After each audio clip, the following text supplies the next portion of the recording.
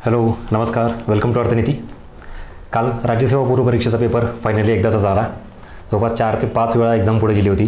सतत 1 वर्ष पूर्ण गेलेलं आहे आणि 2024च्या एंडला 1 डिसेंबरला पेपर पूर्ण झाला. बरं, आता त्यानंतर पेपरमध्ये जे काय तुम्ही प्रेशर हँडल केलं, कशा पद्धतीने पेपर होता, डिफिकल्टी लेवल काय होती, काय स्कोर आला, टेंटेटिव्ह, या सगळ्या गोष्टीवर चर्चा तुमची आता चालूच आहे. आणि आता इथं मी जे काही हा व्हिडिओ बनवतो आहे, आपले इकॉनॉमिक्सचे 15 प्रश्न आहेत त्या संदर्भात. इथं कुठल्याही प्रकारे एक्सप्लेनेशन, म्हणजे तो प्रश्न, त्याची काय इन्फॉर्मेशन आहे, त्याचे काय सोर्सेस आहे, यासाठी परत वेगळा व्हिडिओ येणार आहे. इथं मात्र मी ॲनालिसिस करणार आहे आणि ते पण क्वांटिटेटिव्ह याच्यापेक्षा क्वालिटेटिव्ह ॲनालिसिस हे जास्त महत्त्वाचं आहे. आपल्याला संख्यात्मक याच्यापेक्षा विश्लेषण, गुणात्मक विश्लेषण हे जास्त करायचं आहे. आता दुसरा मुद्दा असा येतो की पेपरमध्ये जे प्रेशर तुम्ही हँडल केलेलं आहे, तिथं जे काही फिअर असते, तिथं वाचण्याचा जो काही फ्लो असतो तो खूपच वेगळा असतो. म्हणजे पेपरमध्ये या प्रश्नांकडे बघण्याचा दृष्टिकोन आणि पेपरच्या बाहेर म्हणजे आता इथं आम्हाला गप्पा मारायला काय चाललं आहे म्हणावं, निवांत सगळं एकदम इझी टास्क आहे हा. आणि हाच पेपर, हेच क्वेश्चन एक्झाम हॉलमध्ये, तिथं मात्र वेगळं प्रेशर आणि वेगळेच समोर गोष्टी असतात सगळ्या, राईट. इथं आता हा टास्क इझी आहे का अवघड आहे, किंवा हे विश्लेषण करणं पेपरच्या नंतर फारच सोपं आहे गप्पा मारायला बोलायला, हे खरं आहे. पण ह्या गोष्टी करणंही तितकंच इम्पॉर्टंट आहे. म्हणजे आता आपण क्वांटिटेटिव्ह एक्सप्लेनेशन जे घेतलेलं आहे, बघितलेलं आहे, हे बरोबर, हे चूक, किती स्कोर आला, किती अटेम्प्ट होते, आणि त्याच्यानुसार मग टेंटेटिव्ह एक रेंज कळाली की आपल्याला कळतं की आपण मेन्सला आहोत का नाही, हे सगळ्यांचं जवळपास होत आलं. आता अजूनही आयोगाची की आली की ते अजून परफेक्ट लेवलला जाईल, क्लिअर. पण त्याच्याही पलीकडे याच्यातून आता येणाऱ्या पुढच्या एक्झाम आहेत, मग परत हीच राज्यसेवेची मेन्स असेल किंवा कंबाईनच्या 2 प्री असतील किंवा येणारी परत राज्यसेवेची पुढची प्री असेल, याच्यासाठी आपल्याला काहीतरी शिदोरी इथं दिलेली आहे, ते शिकायचं इथं आपल्याला गरजेचं आहे. नाही तर मग पुन्हा तोच मुद्दा येतो की आपण फक्त स्कोर काढतो आणि मोकळा होतो, पेपर सोडून देतो. असं न करता इकॉनॉमिक्सचे तरी 15 प्रश्न नेमके कसे होते, डेप्थ, डिफिकल्टी लेवल काय, या सगळ्याबाबत आपण चर्चा करूयात. आणि इथं या सगळ्या गोष्टीचं रिफ्लेक्शन शेवटी बोललो मी की आपले जे अर्थनीतीचे सगळे स्टडी मटेरियल्स, बुक्स जे आहेत, त्याच्या संदर्भात काय काय मुद्दा आहे टेलिग्रामवर टाकलेलं आहे, शेवटी बोलू आपण याच्यावर.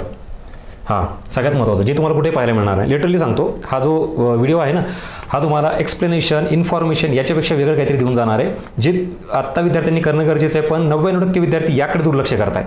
बघा या इकडं इकॉनॉमिक्स जे आत्ता आपण डिवाईड केलेलं आहे, जनरली कन्सेप्ट, फॅक्ट्स, करंट या 3 भागात डिवाईड करतो कुठलाही.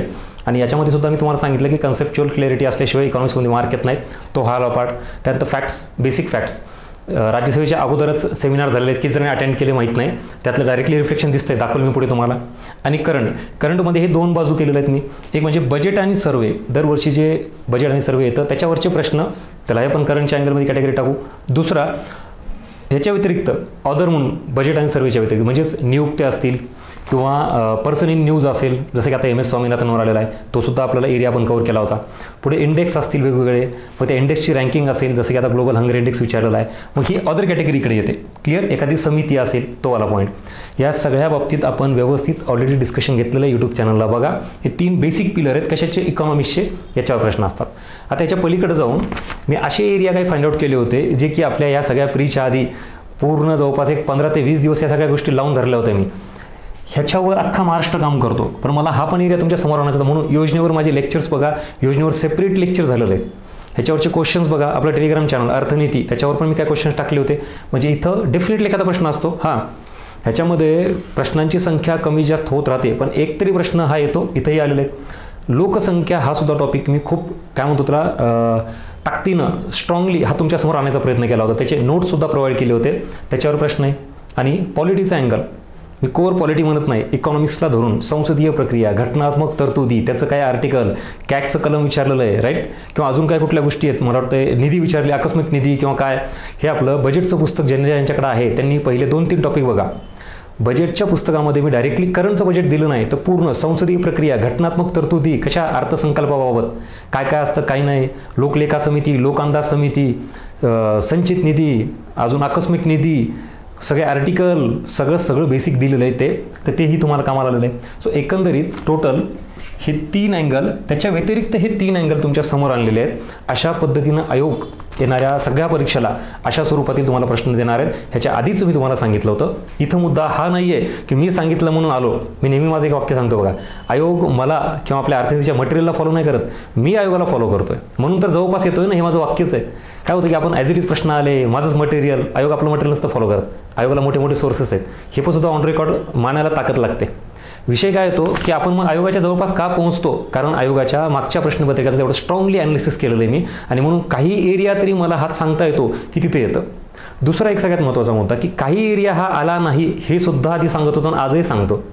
15 क्वेश्चन्सपैकी मी नेहमी सांगतो 10 ते 12ची रेंज परत सिद्ध झाली का. आता ते दुसरे 2-3 प्रश्न हे जे असतात ना लिटरली फार मोठ्या मोठ्या सोर्सेसमधून येतात. मग ॲज अ स्टुडंट म्हणून आपण ते करणं शक्य आहे का, PhD करायचं आहे का आपल्याला, किंवा रिसर्च करायचं काय का त्या सब्जेक्टवर, सेटनेट करतो आहे का आपण, असे वाक्य जुन्या विद्यार्थ्यांना हे सगळं आठवत असेल, आणि म्हणून तो एरिया आपला नाही. तर मग उरलेला जो एरिया आहे ना तो आपल्या हातात यायला पाहिजे. हे असं एकंदरीत स्ट्रक्चर बघता तुम्हाला इथं एक्झाम्पल दिलं आहे मी, तुम्हाला सर याचा काय संबंध आला. आता इकॉनॉमिक्सकडे बघण्याचा दृष्टिकोन थोडा बदला. याला तर सोबत घ्यायचंच आपल्याला, पण रिझल्ट काढायचा असेल ना तर तुम्हाला यालाही सोबत घ्यावं लागेल. बरं, ह्याच्यासाठी मटेरियल कुठलं आहे रेडी करून दिलेलं आहे. अर्थातच्या टेलिग्राम चॅनलला जा, तुम्हाला PDF दिलेलं आहे. बुक्समध्ये मटेरियल दिलेलं आहे, आपलं इकॉनॉमिक्स गाईड हे बुक. टेलिग्रामवर काही व्हॅल्यू एडिशन इनपुट्स मी देत असतो, म्हणजे सगळं रेडी आहे. याचे 2-2, 3-3 तासाचे लेक्चर्स अवेलेबल आहेत तुम्हाला यूट्यूबला. गजानन भस्के सर्च करा, किंवा ह्याच्यावर अर्थनीतीचे असेल, किंवा आपलं द इन्फिनिटी अकॅडमीचं चॅनल आहे त्याच्यावर पण असतील. व्हॉट एव्हर, तुम्हाला ह्या सगळ्या गोष्टी मी अवेअरनेस क्रिएट करतोय. अशा स्वरूपात प्रश्न आयोगाचे आहेत, पुढेही येणार आहेत हे सांगतोय. त्याचं मटेरियल पण अवेलेबल आहे. आता प्रॉब्लेम कुठं आला, ज्यांनी सेमिनार अटेम्प्ट नाही केले, किंवा आपले क्वेश्चन्स बघितले नाहीत टेलिग्रामवरचे, किंवा स्टडी मटेरियल जे दिलं आहे इकॉनॉमिक्स गाईड असेल, किंवा बजेटचं पुस्तक, बऱ्याच जणांनी दुर्लक्ष केलं की काय कामाचं, पण तुम्हाला मार्क देऊन गेलं आहे. आता विचार करा, हे सगळे एरिया जे मी सांगतोय तुम्हाला, हेच आता इथून पुढे जे काही परीक्षा येणार त्याच्यासाठी किती सिरियसली घ्यायचं आहे ते विचार करा. नाही तर मग पुन्हा पश्चातापाची वेळ येते, जी आधी तुम्ही कदाचित बघितलं असतं तर मार्क आले असते. असो, जे झालं ते झालं. आता पुढे काय, मूव्ह फॉरवर्ड. कोर इकॉनॉमिक्स आणि त्याच्यासोबत इतर टॉपिक्स, म्हणजेच एक्झाम्पल दिलं आहे मी इथं. ॲग्रिकल्चर आपल्याला सेक्टर आहे बघा, कृषी हे क्षेत्र आहे, कृषी क्षेत्र म्हणतो आपण त्याला सरळ शेती. पण त्याच्यानंतर नुसतं कृषी क्षेत्र नाही, प्राथमिक क्षेत्राला कृषी व संलग्न क्षेत्र म्हणलं जातं. ॲग्रिकल्चर नुसतं नाही तर ॲग्रिकल्चरसोबत अलाइड सेक्टर, मग मत्स्य व्यवसाय असेल, दुग्ध व्यवसाय असेल, डेअरी म्हणतो आपण त्याला, किंवा अजून कुठलेही व्यवसाय असतील, ठीक आहे, कुक्कुटपालन असेल, पोल्ट्री असेल, मग हे काय आहेत, अलाइड सेक्टर आहेत कृषीच्या सोबत असलेले. मेन कृषी क्षेत्र तर फोकस करायचंच आहे, त्यासोबत याला आपण फार महत्त्व आलं.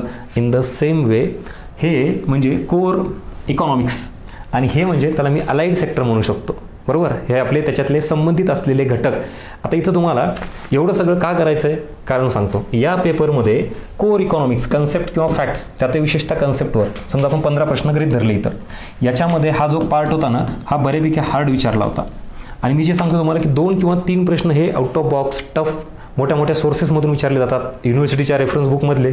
तो आकडा इथं जनरली 2 किंवा 3 असतो, हा आकडा 5 वर गेला आहे, विचार करा.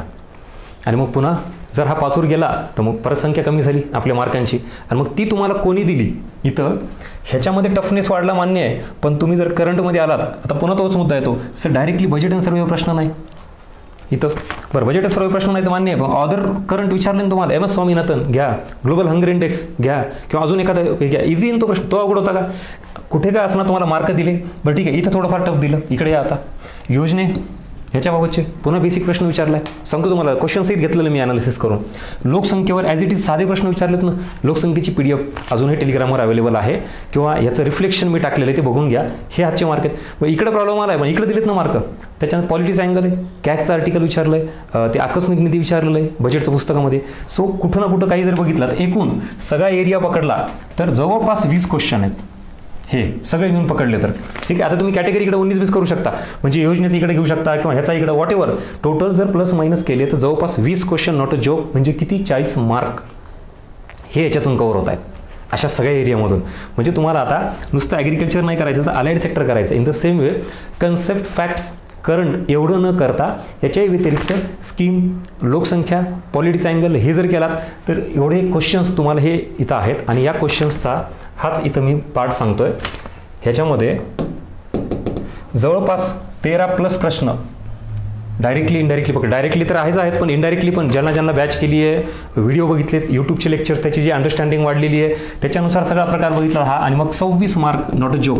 या परिस्थितीमध्ये तुम्हाला हा आपला अर्थनीतीचा प्लॅटफॉर्म जर देत असेल आणि सगळे इनपुट्स टेलिग्राम चॅनलवर टाकलेत, ज्याला असं वाटतं की सर खरंच आलं का, याची रिफ्लेक्शनची PDF आपल्या टेलिग्राम चॅनलवर अर्थनीती बाय गजानन भस्के सर्च करा, विथ प्रूफ सगळं टाकलेलं आहे. मी शेवटी पण दाखवेल तुम्हाला.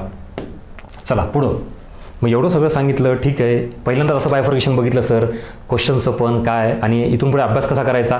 कंबाईनवाल्यांनी सुद्धा ही गोष्ट आता हलक्यात घ्यायची नाही. आता परत राज्यसेवेच्या अगोदर ज्यांनी दुर्लक्ष केलं, आपल्या अर्थनीतीच्या प्लॅटफॉर्मवर सगळं येत होतं, पण जाऊ द्या बघू नको आता काय करायला, तर हातचे मार्क गेले असतील ही भावना जर येत असेल तर कंबाईनसाठी सावध राहा.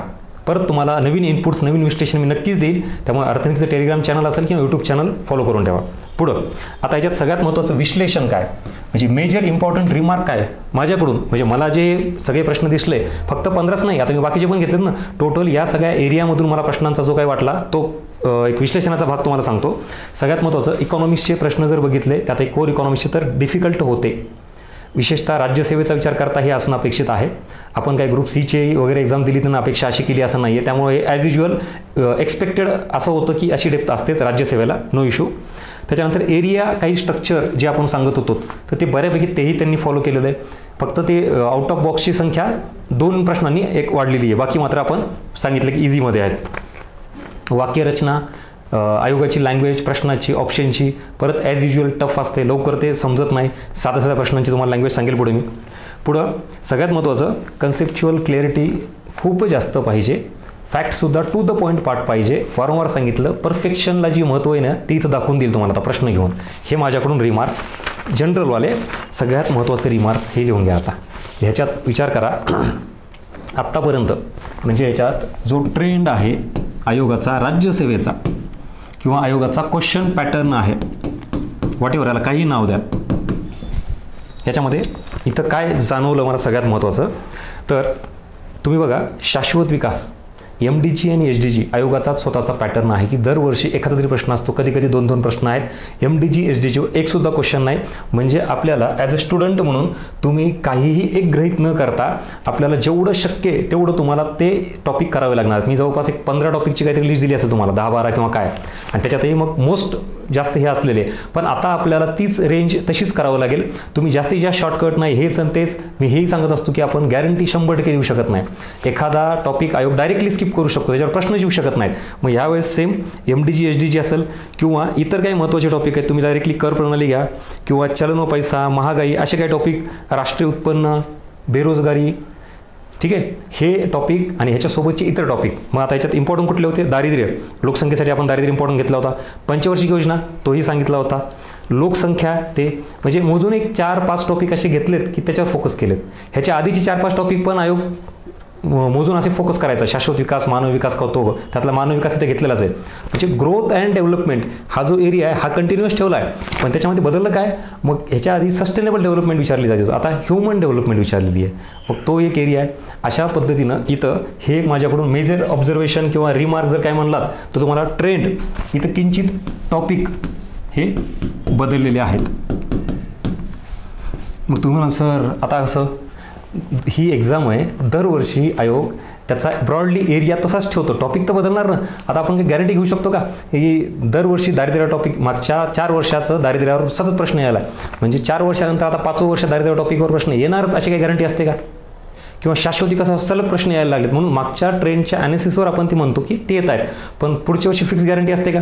सो गॅरंटीचा हा जो प्रकार आहे ना, हा आपल्याला ब्रॉडली काढता येईल. आणि जो इथं तुम्हाला रिमार्कमध्ये ट्रेंड आणि क्वेश्चनच्या ह्याच्यात टोटल जवळपास 12 ते 15 टॉपिक हे टार्गेट करावं लागतील.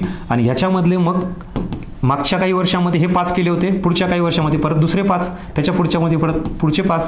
तर तुम्ही जर हा एरिया नीट एवढा कव्हर केला तर ह्याच्यामध्ये हे कुठलाही एरिया विचारला तर तुम्ही टॅकल करू शकता.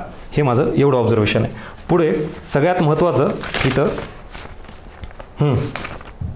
या, आता डायरेक्टली या सगळ्या गोष्टी प्रश्नावरून सांगतो तुम्हाला.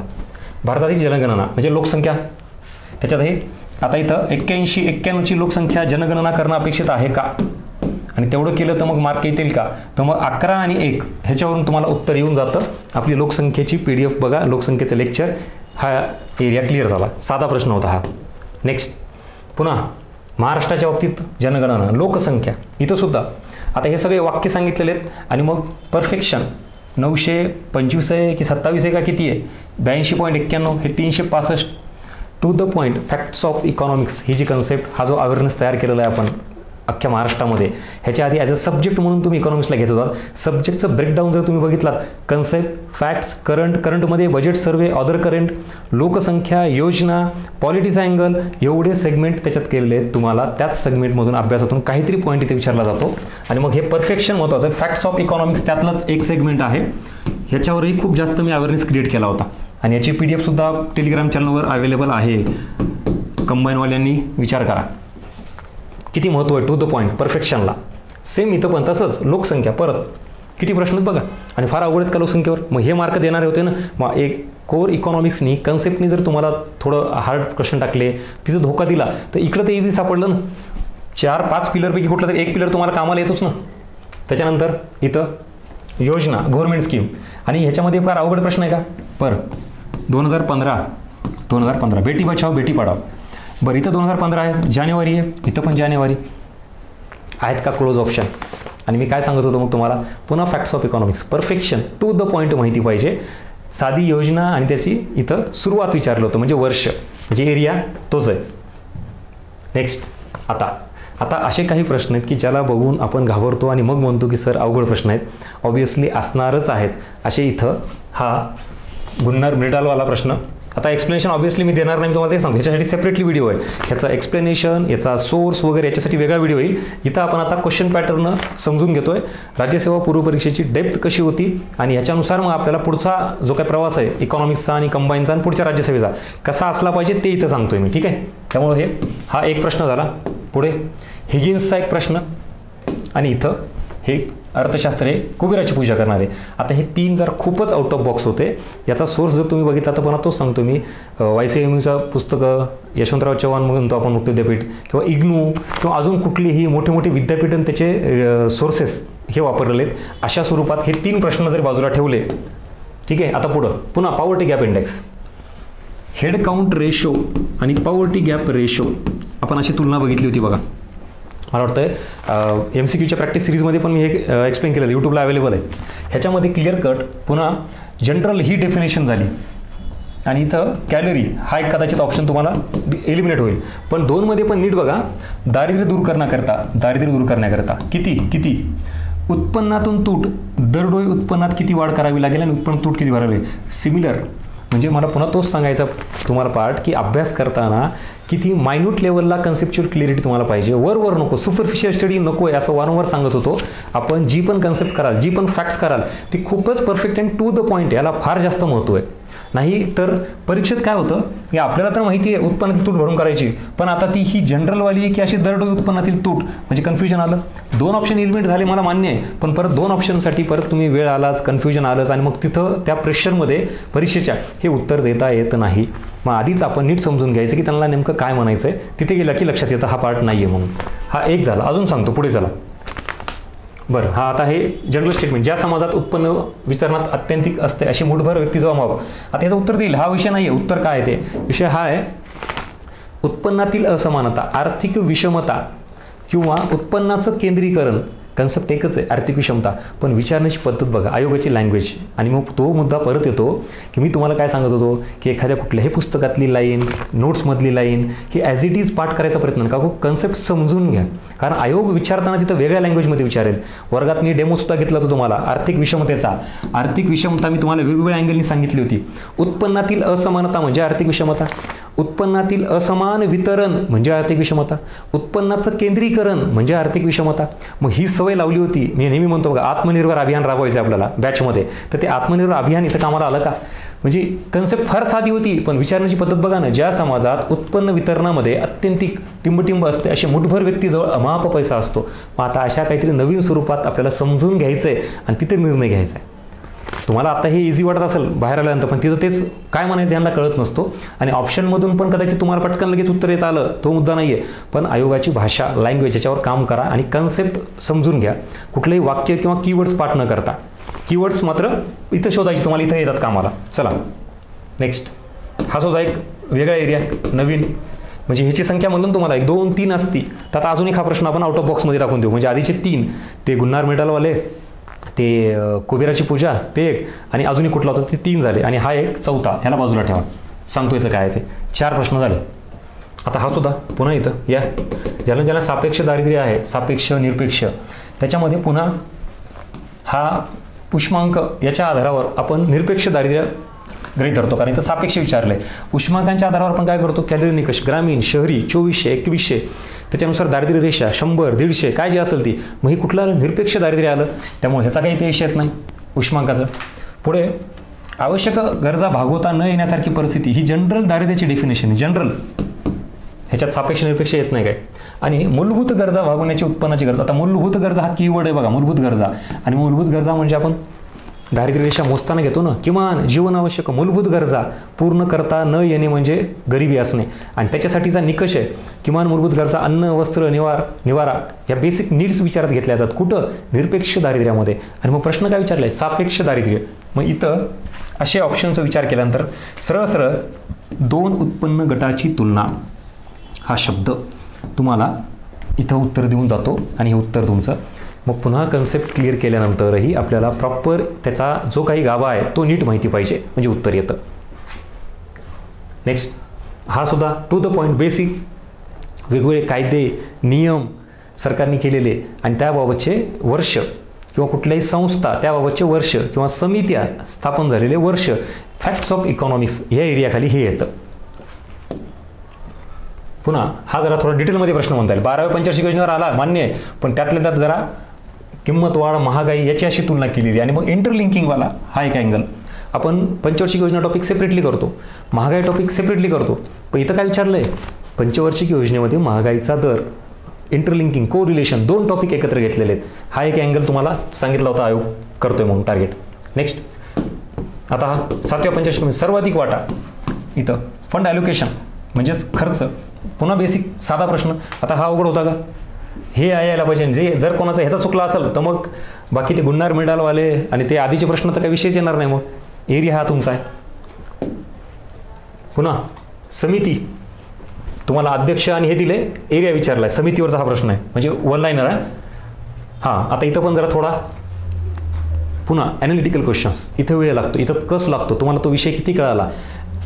स्त्रियांच्या शिक्षणामुळे प्रजनन क्षमता कमी होते. आता एज्युकेशन असेल किंवा पॉप्युलेशन, लोकसंख्या याचा काय संबंध आहे नेमका, ह्याच्यात पण हे स्टेटमेंट, शिक्षणामुळे स्त्रियांच्या कामाची संधी सुधारतात, पण याचा फर्टिलिटी रेटचा काही डायरेक्टली संबंध आहे का. शिक्षित स्त्रियांना, स्वतःच्या मुलींना शिक्षित व्हावे, पुन्हा तो फर्टिलिटी रेटचा डायरेक्टली संबंध आहे का. इथं विषय काय आहे, आता राज्यसेवेला प्रीला असे काही प्रश्न आहेत की जे लिटरली डिसिजन मेकिंग टाईपमध्ये आहेत. तुम्हाला मी मागे एक उदाहरण दिलं होतं, कृषी उत्पादकता असा एक प्रश्न होता बघा, मला वाटतं तो कंबाईनला असेल. प्रोडक्टिव्हिटी, ॲग्रिकल्चर प्रोडक्टिव्हिटी, त्याचे 4 ऑप्शन दिले होते, अ ब क ड असे. पण ॲक्च्युली उत्तरामध्ये आयोगाने काय दिले, 2च निवडलेत. म्हणजेच कृषी उत्पादकता वाढवण्यासाठी प्रामुख्याने कुठले 2 घटक कारणीभूत आहेत असा प्रश्न होता. त्या 4 पैकी 2 घटक उत्तर हे बरोबर होते, पण दुसरे 2 काय चुकीचे होते का. ॲक्च्युली 4ही तर लागू होणार होते, पण त्यातही 2 निवडायचे. हा पॅटर्न आहे, आपल्याला विचार करावा लागतो. आणि मग तसंच इथं सेम डिसिजन मेकिंगमध्ये तसं असतं बघा, तुम्हाला 4 ऑप्शन होतात, 4ही बरोबर असतात, चुकीचं कुठलंच नसतं, पण मोस्ट ॲप्रोप्रिएट त्याला कुठलं लागू होतं ही क्षमता वाढवा आता. आणि तिथं कमी वेळेमध्ये, राज्यसेवेला तरी वेळ असतो विचार करायला, कंबाईनवाल्यानंतर विचार करा. आता येणाऱ्या परीक्षेत तुम्हाला जर अशा लेवलचा एक जरी प्रश्न आला तर एवढ्या कमी वेळेमध्ये समजून घ्यायचं आहे, विचार करायचा आहे, 4पैकी मोस्ट ॲप्रोप्रिएट कुठला आहे याच्यावर तुम्हाला शिक्कामोर्तब करायचं आहे. ही स्पीड वाढली पाहिजे तुम्हाला. आणि मग इथं शिक्षण साक्षरता, स्त्रियांना गर्भनिरोधक विषय अधिक ग्रहणक्षम बनवते, हे तर परफेक्ट येतं, सीचा नो इश्यू. पण पुन्हा स्त्रियांची आर्थिक स्थिती सुधारते, हा पण तुला मुद्दा डाऊटफुल आहे, मग त्याला लागू होतो का नाही. मग सीवाला ऑप्शन कुठे आहे, हे इथं गेलं, हे पण गेलं. मग इथे येतं 2 आणि 4 मध्ये. मग तुम्हाला सर जमलं की आम्हाला 2 ऑप्शन एलिमिनेट केले की 2वर आलो, काही फायदा नाही, ह्याच्या रिझल्ट येत नाही. 2 मध्ये परत आता आयोग उत्तर 2 देतं की 4 देतं, बरं हे मध्ये घ्यायचं की नाही घ्यायचं डाऊटफुलच आहे. सो याच्यासाठी मेन्स दिलेल्या विद्यार्थ्यांना ॲडव्हान्टेज मिळतं. म्हणजे ह्याच्याही आधीचे 1-2 जे प्रश्न आहेत ना, ते ज्यांनी 2-2, 3-3 मेन्स दिल्यात, जरा सोर्स थोडे जास्त वापरलेत, ट्रॅडिशनल सोर्सपेक्षा थोडे अजून रेफरन्स बुक, NCERT किंवा अजून कुठले काय असतील, YCMUचे म्हणून सांगतो तुम्हाला, मग त्यांची थोडी लेवल वाढलेली असते, विचार करण्याची आवाका वाढलेला असतो आणि मग उत्तर देऊ शकतात. Is that clear. पण हे सगळ्यांना जमणार नाही. आणि ह्याची पण संख्या आता बघा, मी तुम्हाला सांगितलं जवळपास 5 असे प्रश्न आहेत जे दरवर्षी एवढे असतात का, 2 किंवा 3 असतात, पण तरी यावर्षी 5 आहेत. पण 5च्या व्यतिरिक्त बाकीचे पण प्रश्न बघितले तुम्ही, एकदम साधे सिंपलवाले, तो मात्र एकही प्रश्न चुकता कामा नव्हता. चला ह्याच्यावर कस लागतो हा प्रश्न सांगितला. पुन्हा फूड सिक्युरिटीचा बेसिकवाला, ह्याला काही असं खूप जास्त हे नव्हतं. पुन्हा इथं ह्युमन डेव्हलपमेंट, मानव विकास आहे, पण विचारण्याची पद्धत बघा.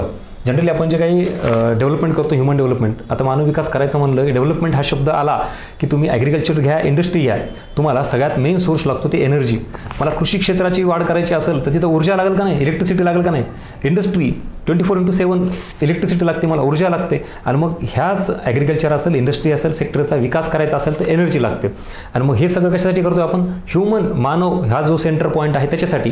आणि मग तोच मुद्दा इथला आहे, ऊर्जेच्या निर्मितीमध्ये पर्यावरणाचा ऱ्हासापेक्षा, म्हणजेच आपण ज्या वेळेला काही प्रोडक्शन करतो, इलेक्ट्रिसिटी जनरेट करतोय किंवा एनर्जी तयार करतोय, तर त्याच्यामुळे थोडं पर्यावरण डिग्रेडेशन झालं तरी चालतं. पण का, त्याचा मेन पर्पज काय, ह्युमन डेव्हलपमेंट. म्हणजे पुन्हा थोडी डेप्थ वाढलेली आहे ह्युमन डेव्हलपमेंट या कन्सेप्टची. ह्याच्या आधीचे वेगळे साधी बेसिक प्रश्न असायचे, इथं संबंध याच्याशी लावलेला आहे. नेक्स्ट, आता हा वाला प्रश्न, पॉलिटिक्स अँगल काय, आकस्मिक निधी, एकदम बेसिक. ठीक आहे, आता हे तुम्ही पॉलिटीमध्ये पण घ्या, पण मी काय म्हटलं, आपलं बजेटचं पुस्तक आहे ना, त्याच्यामध्ये मी संसदीय प्रक्रिया आणि घटनात्मक तरतुदी हा सेक्शन केला आहे. म्हणून मी तुम्हाला इथं सांगतोय की हा मार्क तुम्ही पॉलिटीमधून घ्या, कुठून घ्या, वॉट एव्हर. कॅग आपल्या हे आकस्मिक निधी आपण अभ्यास करतोय, संचित निधी, आकस्मिक निधी, त्याच्यामुळे इथं हा पुन्हा बेसिक प्रश्न साधा.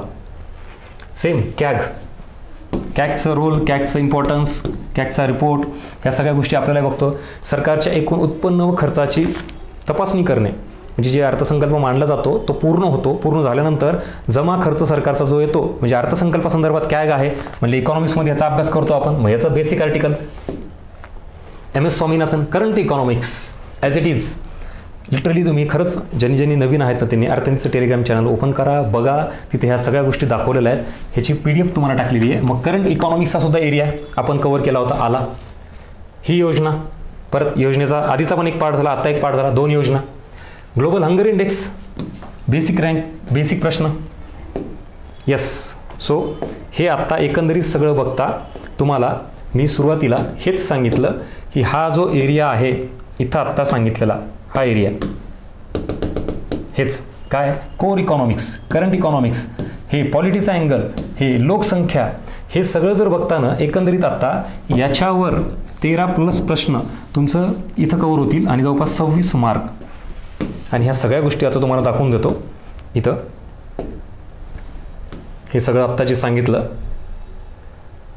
हे आपले एवढे सोर्सेस, याच्यामधून ते आलेलं आहे. एक तर इकॉनॉमिक्स गाईड बुक, ह्याच्या आधी पण झालेल्या प्रश्नामध्ये परीक्षामध्ये प्री असेल, मेन्स असेल, इव्हन मागची राज्यसेवा मेन्स ती आणि STI मेन्स 55 क्वेश्चनवाली, त्याचं रिफ्लेक्शन इथं आहे. परत बजेट, हे जे सांगत होतं ना आता त्याचे जवळपास 2 क्वेश्चन तुम्हाला पाहायला मिळाले. ते मग इकॉनॉमिक्स गाईड घ्या, बजेट घ्या, हे महत्त्वाचे सोर्स. पुन्हा लोकसंख्येची PDF, ते 2 पुस्तकं होते, हे मात्र फ्रीमध्ये मिळालेलं मटेरियल तुम्हाला PDF. ह्याच्यातून क्वेश्चनचं रिफ्लेक्शन आहे. जवळपास 3 प्रश्न फक्त ह्या PDF मधून आपल्याला पाहायला मिळतील. ह्याचा अर्थ असा नाही की हे इथूनच आलेत, नो इश्यू, मी ते सांगतोय, तसा अट्टास माझा अजिबात नाही. पण आपण आयोगाच्या प्रश्नांच्या एरियाला कव्हर केलेलं आहे असं मटेरियल बनवलेलं आहे. That is called as exam oriented study material. मग इकॉनॉमिक्स गाईड किंवा बजेट किंवा ह्या नोट्स ह्या आपण एक्झामला धरून बनवल्या आहेत. आणि मग इथून प्रश्न आले नाहीत, पण परीक्षेत आलेले प्रश्न आपल्या मटेरियलमधून कव्हर होत आहेत, हा दावा आहे. आणि मग हे जर मटेरियल वापरलं तर तुम्हाला परीक्षेमध्ये रिफ्लेक्शन दिसेल, असं एवढं सिम्पल आहे. आणि हे फॅक्ट्स ऑफ इकॉनॉमिक्स, मला वाटतं याच्याबाबत महाराष्ट्रात फर्स्ट टाईमच ह्याला असं काहीतरी वेगळं स्वरूप दिलं आहे. जसं की बजेटसुद्धा आपलं महाराष्ट्रातलं पहिलं पुस्तक आहे. नोट्स होते याच्या अगोदर, पण बजेटवर पुस्तक हा कन्सेप्टच नवीन आहे. तसंच फॅक्ट्स ऑफ इकॉनॉमिक्स, आता याचं पुस्तक पुढच्या वर्षी नवीन येईल, ते मेन्सचे वगैरे टॉपिक घेऊन. आता यावर्षी कुठलंही ना इकॉनॉमिक गाईड ना फॅक्ट्स ऑफ इकॉनॉमिक्सचं पुस्तक कुठलंच येणार नाही. जे मटेरियल अवेलेबल आहे, जे बुक आहेत तेच तुम्हाला व्यवस्थित वापरायचे आहेत. हे सुद्धा PDF तुम्हाला अवेलेबल आहे.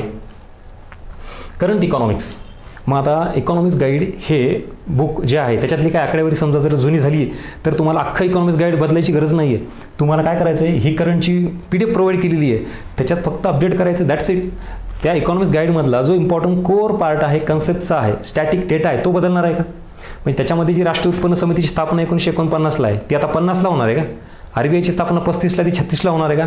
म्हणजे ते इकॉनॉमिक गाईड तर तुम्हाला परफेक्टच आहे, त्याला सप्लिमेंटरी म्हणून ही करंट इकॉनॉमिक्सची PDF दिलेली आहे तुम्हाला. हे दिली आहे इकॉनॉमिक्स गाईडला पूरक करंट अपडेट डेटा, या सगळ्या गोष्टी याच्यात दिलेल्या आहेत. आणि हेच इथं सगळं तुम्हाला मेन्शन केलेलं आहे. आणि मग ह्याचा प्रूफ जर पाहिजे असेल तर टेलिग्रामला पण टाकलेला आहे. आणि हा प्रश्न सापेक्ष दारिद्र्य हे घ्या इथं. आणि मग इथं तुलनात्मक पद्धतीनं जे केलेलं आहे ते मूलभूत गरजा म्हणजे निरपेक्ष दारिद्र्य हे कीवर्ड इकडं, मूलभूत गरजा.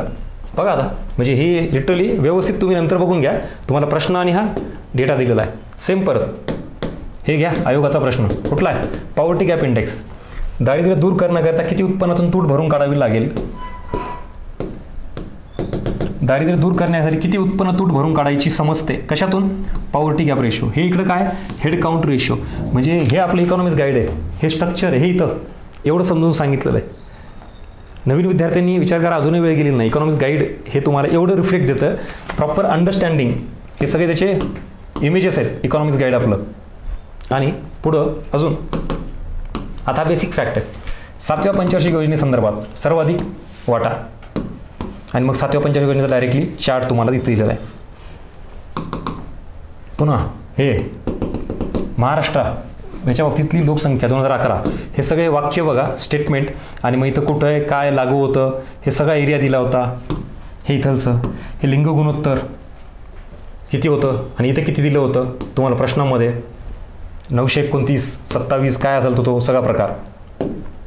पुन्हा सेम बघा, महाराष्ट्रात लोकसंख्येची सर्वात जास्त घनता कुठे आहे, मग हे लोकसंख्येची घनता असं प्रॉपर हे दिलं होतं. आणि मग इथं हे रिफ्लेक्शन. ठीक आहे, आता असं आहे भरपूर, तुम्हाला ही PDF टाकलेली आहे. ह्याच्यात पण हा global hunger index, current economics बघा, ग्लोबल हंगर इंडेक्स 2023 इथं दिलं आहे. ह्याच्यामध्ये 2023, 2024, 2021 सुद्धा दिली आहे. म्हणजे जर मागे विचारलं असतं तर तेही कव्हर केलं असतं तुम्हाला मी ह्याच्यामध्ये. इथं MS स्वामीनाथन त्याच्यावरचा प्रश्न आहे, आणि MS स्वामीनाथनबद्दलची ही सगळी माहिती इथं कव्हर होत आहे, तुम्हाला हे दिलेलं आहे ते. ठीक आहे, आता हे सगळं असंच आहे, ही PDF टाकलेली आहे, बघून घ्या तुम्ही. हे आपलं बजेटचं बुक जे तुम्हाला म्हणत होतं ना, हे इथं हे आकस्मिक निधी प्रॉपर केंद्र राज्य, त्याचं आर्टिकल ते कोणाच्या देखरेखीखाली असतं, किती रुपये आहे, ही रचना अशी व्यवस्थित बजेटच्या बुकमध्ये दिलेली आहे तुम्हाला. पुन्हा हे आहे कॅगचा प्रश्न, त्याचा आर्टिकल. ठीक आहे, हे जन्मदर मृत्यूदर काय असेल तो, पुन्हा ही योजना. Yes, so this is all about question paper analysis, जी तुम्हाला एकदम सुरुवातीला आता घेऊन जातो. हे जे सगळं सांगितलं होतं हे, यस, लक्षात आलं का. आणि आता शेवटी ह्या सगळ्या गोष्टी इथं जे काय असेल तुम्हाला पॉझिटिव्हली घ्यायचं आहे, इम्प्रूव्हमेंटच्या दृष्टिकोनातून घ्यायचं आहे. झालं गेलं संपलं. आता हाच परत मुद्दा येतो, आता येणाऱ्या मेन्सला जर तुम्ही तयारी करणार असाल तर मेन्सचं पण विश्लेषण, मेन्सचे काही इम्पॉर्टंट नोट्स किंवा आपले इकॉनॉमिक्स गाईड हे विचार करा. 11th आवरला सगळ्या गोष्टी कळतात, सोर्स बदलत आहेत, वेळ निघून गेलेली असते. अजूनही वेळ आहे मेन्सला. कंबाईनसाठी परत अजून वेगळी स्ट्रॅटेजी हे गोष्टी बनवणारच आहेत. पण राज्यसेवेतून कंबाईनवाल्यांना काय शिकण्यासारखं आहे, तर हा सगळा डायव्हर्स एरिया आता होत चाललेला आहे. आणि आपण फक्त कोर इकॉनॉमिक्सला फोकस करून चालत नाही, तिथे करायचंच आहे, तिथे मेन गरज आहे ती. त्यासोबत हा अलाइड एरिया, त्याचे संदर्भात असलेले काही घटक हे आपल्याला फोकस करायचे. सो हा कंटेंट, हे विश्लेषण कसं वाटलं नक्की फीडबॅक मेन्शन करा तुमच्या कमेंट बॉक्समध्ये. व्हिडिओला लाईक करा, जास्तीत जास्त विद्यार्थ्यांना शेअर करा. अशा पद्धतीचं ॲनालिसिस हे नसतं. नाही तर होतं काय, हे बरोबर आहे, हे चुकीचं आहे, ह्याचं हे सोर्स तर मिळणारच नाही. तुम्हाला सोर्स सांगतो मी, हा प्रश्न इथून आला आहे, तिथून आला आहे, त्याला जास्त महत्त्व आहे का, आता झाली ना परीक्षा. पण ॲक्च्युली त्याच्यातून काय घेतलं पाहिजे याच्याकडे आपलं दुर्लक्ष होतं. आयोगाचा ट्रेंड काय होत चालला आहे, आपण ठराविकच मोजून 4 आणि 5 टॉपिक असे फोकस न करता, मी नेहमी सांगतो की रेंज दिलेली आहे. प्युअर मेन्सचे टॉपिक ते तर बाजूलाच पडलेत ना, त्याचा विशेष येत नाही. पण प्रीच्या टॉपिकमध्ये ही 12-15 जे काय अशा टॉपिकची लिस्ट आहे ती करा. आणि मग हाय वेटेज असलेले टॉपिक त्यालाही फोकस करा. पण आयोगाचा सगळा हा अधिकार आहे, कशावर प्रश्न विचारायचा आहे, कशावर नाही. कुठल्या वर्षी एखादा टॉपिक स्किप करायचा आहे, डेप्थ किती वाढवायची आहे, आता जसं बघितलं तसं. मग आता तुम्ही त्याच्या मागे लागणार का. हे जे प्रश्न आहेत इकडचे, हे आत्ता आपण जे सांगितलेले, हे जस्ट मिनिट, हां, गुन्नार मिडाल, त्याच्यानंतर हिगिन्स, पुन्हा हे कुबेराचं अर्थशास्त्र आहे, याच्या मागे लागणार का बाकीचे. पण मिनिमम मी म्हणतो कोर इकॉनॉमिक्समध्ये तुम्ही जर परत इकडे याल ना, याच्यामध्ये कशाची फिक्स होते बरं प्रश्न. मला वाटतं ह्या करंट इकॉनॉमिक्समधले पण फिक्स प्रश्न होते तुम्हाला न ह्याच्यासारखे. इथं अवघडपैकी ते 4-5 जरी सोडले तर मी म्हणतो किमान 8 प्रश्न कोर इकॉनॉमिक्समधले, किमान 8 प्रश्न धरा. चला ते सोडा, 4, 5, 6 सोडून द्या, 8 प्रश्न हे इकडचे करंटचे, योजनेवरचे, लोकसंख्येवरचे हातातले प्रश्न होते, पॉलिटिक्स अँगल हातातला प्रश्न होता. आणि मग किती झाले, हे 5, 6, 7, 8, 8 आणि 8, 16 म्हणजे तोच आकडा आहे तो पुन्हा. टोटल जर आपण 20 पकडले तर 20पैकी 16 प्रश्न हे लिटरली हे येण्यासारखे होते, हे लक्षात ठेवा. ते तर बाकीचे आपण गृहीत धरले ना, काउंटच नाही पकडला. जे प्रश्न आपल्या सोप्यातले होते त्यातले पण 1-2 जर सोडले तरी हा स्कोर आहे. तुम्ही कितीही नाही म्हणलात तरी 15 क्वेश्चन्स हे तुमचे शुअर यायला पाहिजे होते या एवढ्या सगळ्या एरियामधून म्हणतो. 15 म्हणजे 30 मार्क. आता विचार करा, कट ऑफ लागल्यानंतर कळतं ह्याची काय किंमत आहे. आणि ह्याच्यापैकी किती जणांचे जर चुकले असतील तर तुम्ही त्या हिगिन्सच्या मागे लागून त्या कुबेराचा अर्थशास्त्र त्याच्या मागे लागण्याचा अर्थच नाही. आणि नको त्या गोष्टीसाठी सोर्स वाढवण्यापेक्षा तुम्ही विचार करा, पॉवर्टी गॅप रेशो हीच कन्सेप्ट जरा थोडी व्यवस्थित करायची, किंवा सापेक्ष दारिद्र्य म्हणजे नेमकं काय ही पण कन्सेप्ट व्यवस्थित करायची. म्हणजेच नको तो एरिया खूप वाढवण्यापेक्षा आहे तो एरिया थोडा डीपमध्ये करा. म्हणजे मी म्हणतो जिथं आपण थांबतो तिथून आयोग सुरू होतं, आहे त्याच कन्सेप्ट आहे तेच टॉपिक जरा एक पाऊल पुढं चला. जसं की त्या याच्यात पण तुम्हाला सांगितलं बघा, राष्ट्रीय उत्पन्न.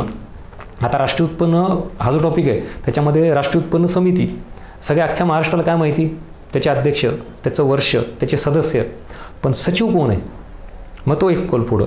मग ते आपण टाकलेलं आहे त्या प्रश्नामध्ये किंवा आपल्या टेलिग्राम चॅनलला ते आहे.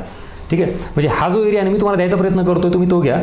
तुम्ही खूप जास्त रेफरन्स बुक वाचणं का अपेक्षित नाही आहे, कारण तुम्हाला एकच सब्जेक्ट आहे का, बरं त्याच्यातही तुम्ही प्रत्येक सब्जेक्टला एवढं करत बसलात तर मग काय अर्थ, त्याला वेळ किती आहे. आणि इनपुट आउटपुट रेशो हे पण वाक्य नेहमी असतं माझं.